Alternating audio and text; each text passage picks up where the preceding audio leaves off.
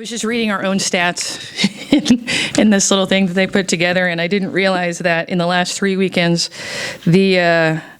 our opponent's combined record is 76-35. So, I mean, we're playing okay people right now. And again, I'll take 1-1 this weekend. You know, there were things against Texas State. That first set, losing 25-23, was really proud of our girls coming back in the second set and winning that next set, because 25-23, you know, we were down 24-20, and we came back. And we had a shot to tie it up at 24-24, and we didn't. But again, just the fact that we were still fighting, being down 24-20, and came back and scored the next 3 points. And little things are still plaguing us, but they're getting much, much better. And then against UT Arlington, it was almost like a home game. We had so many fans there. We have a lot of kids on our team from the Dallas area, a lot of recruits, a lot of alumni.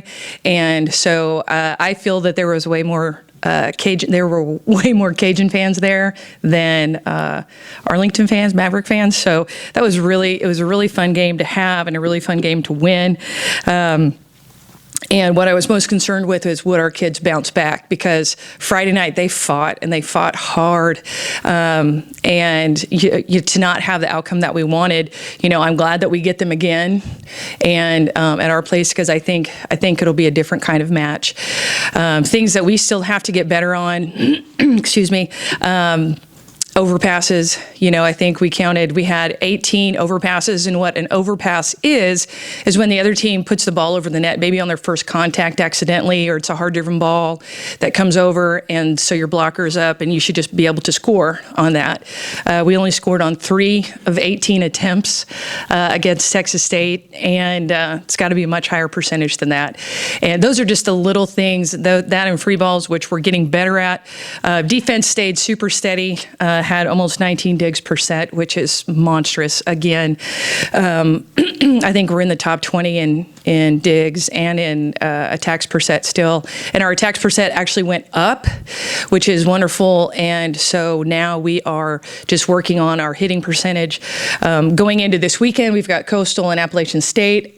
Coastal, I think, is number 8 in the nation right now in hitting percentage, which means that the more they touch the ball, the more they kill the ball. So hopefully it'll be a good offensive, defensive battle when we play them. But overall, you know, super proud of our gang because that's a tough road trip. You know, we drive in Thursday, we practice Thursday night, we get up. Friday, we get kicked out of our hotel at 2 o'clock. So from 2 o'clock to 6 o'clock, we have really nowhere to go. And so we're hanging around, we play Texas State, we finish, and then we drive straight to Arlington. We got to our hotel at Arlington at 2 in the morning.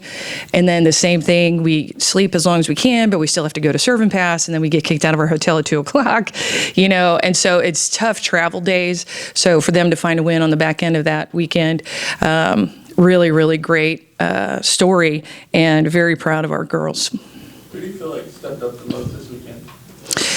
Man, that's tough. You know, Dree had a good weekend, both blocking, Driana Abram, both blocking and attacking wise. But, you know, Kelsey Bennett came alive defensively for us against Arlington.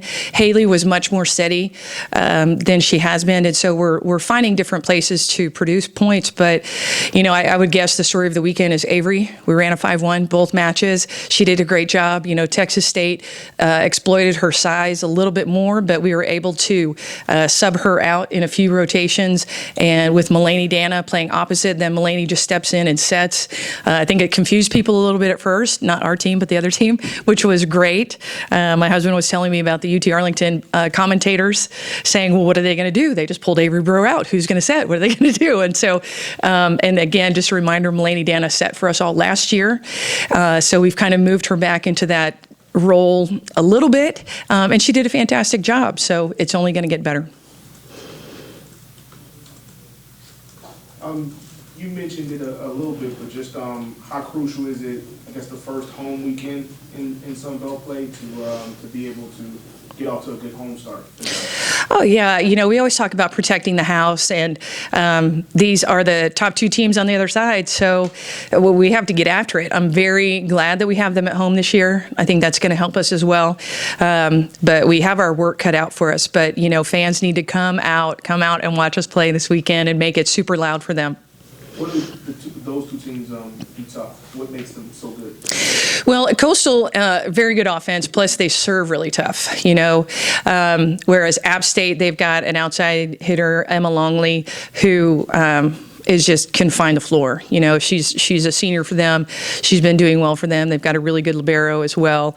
But both of them have different challenges for us. But I think, again, if our blocking and defense, I didn't say anything about Tia Jade Smith, and she had 1.25 blocks per set this weekend, which, again, on the offensive side, she didn't help us a ton, but defensively, she just clogs up the middle. So we're hoping that she does the same thing this weekend.